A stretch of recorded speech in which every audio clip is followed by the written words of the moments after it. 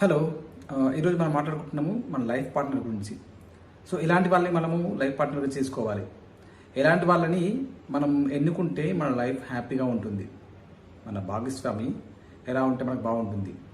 అయితే ఇలా చాలామందికి చాలా డౌట్లు ఉంటాయి దీంట్లో.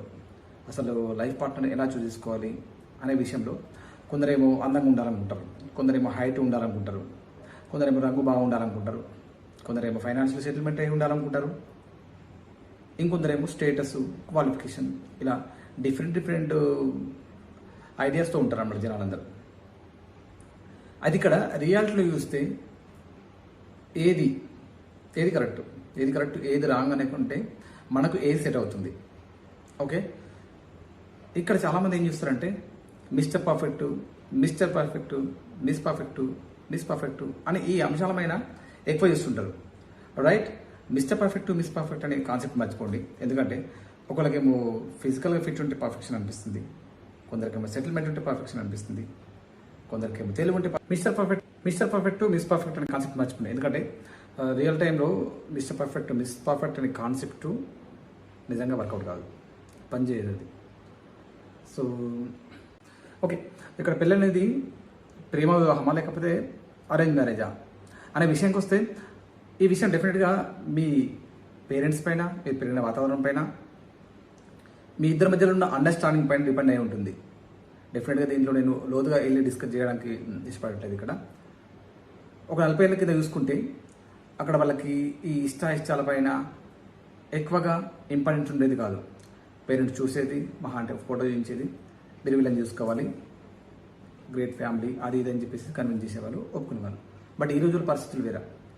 సో అమ్మాయిని చూపిస్తున్నారు వాళ్ళకు.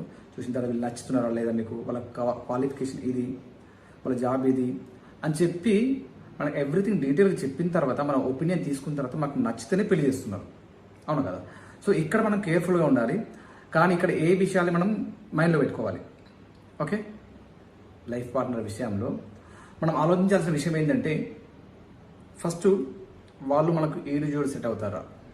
సెకండ్ థింగ్, ఎడ్యుకేషన్ క్వాలిఫికేషన్ ఏంటి, మనం ఏమనుకుంటున్నాం, మన ప్లాన్స్ ఏంటి, మన ఫ్యూచర్ ప్లాన్స్ ఏంటి. ఓకేనా, వాళ్ళ పేరెంట్స్ ఎలా ఉంటారు, వాళ్ళ ఫ్యామిలీ బ్యాక్గ్రౌండ్ ఏంటి, ఆ అమ్మాయి ఆ అబ్బాయి వాళ్ళ చరిత్ర చూసుకోవాలి, వాళ్ళ గతంలో జరిగిన విషయాలు, వాళ్ళు ఎట్లా ఉంది అనేది ఒక బ్యాక్గ్రౌండ్ చెక్ కంపల్సరీ చేసుకోవాలి. చేసుకున్న తర్వాత అన్నీ ఓకే అనుకుంటేనే, మనకు నచ్చితే అన్ని కుదురుతాయి అనుకుంటే అప్పుడు ముందుకు వెళ్ళాలి.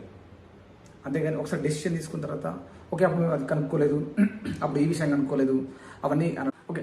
ఇంక ఇవి కాకుండా సో చాలామంది ఏమంటారంటే లవ్ ఎట్ ఫస్ట్ సైట్ అనే కాన్సెప్ట్ అంటారు. ఒక వ్యక్తిని చూడగానే వాళ్ళు ఎటువంటి వాళ్ళు ఏంటో తెలియకుండా మనము లవ్లో పడే అనే విషయం అనేది అది చాలా ఫూలిష్ అనిపిస్తుంది నాకైతే. ఒక విషయం తెలియకుండా ఎలా ఒక వ్యక్తిని మనం ప్రేమిస్తాం, లవ్లో పడదాం, చూసినట్టు మూవీస్లో చూసినట్టు ఉండదు. రియాలిటీలో డిఫరెంట్ ఉంటుంది.